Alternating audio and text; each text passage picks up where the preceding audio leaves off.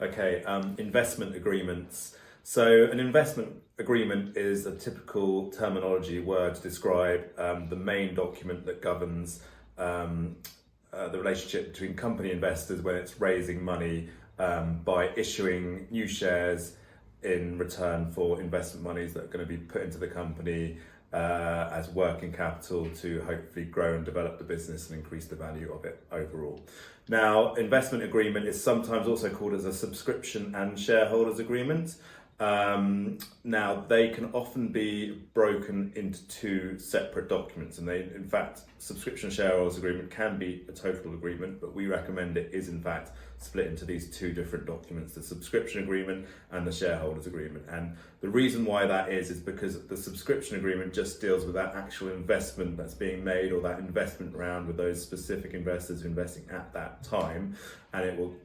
include the exchange and completion mechanics, maybe some specific terms that might be different from different investors, like warrants, options to subscribe for more shares, for example. And then a lot of that document will be just a warranty schedule, and that will give comfort to the investors to go and invest, and there might be some disclosures made to qualify those warranties as well. Anyway, so that's all of that subscription agreement element is relating to that specific deal, that specific investment. And then the shareholders agreement aspect of it is applying to everyone. It's part of the company's constitution, and that stays in place for successive investments and applies to all shareholders as a whole. So we recommend that shareholders agreement is split out as a separate document, and it makes managing the successive investment rounds and bringing new investors on board much more straightforward. You don't get caught up with this one subscription shareholders agreement whereas part of it relates to a separate previous investment,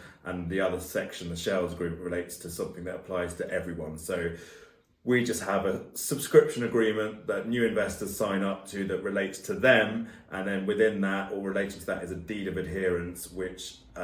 means that they agree to adhere to this separate shareholders agreement, which stays in place, and it's just the same thing that is passed to everyone, and they simply sign and agree that they've become a party to this shareholders agreement, which is the constitution that governs the ongoing relationship between all the parties, the shareholders, and the company. And one final point is that shareholders agreement, a common mistake we see people making when the advisors aren't used to advising in this area, is that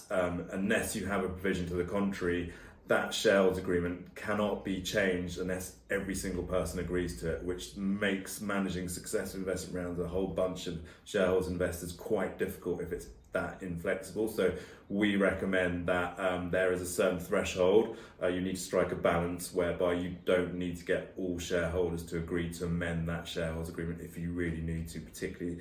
in respect of bringing on future shareholders agreement when you're negotiating terms in the future. Okay, thanks, bye.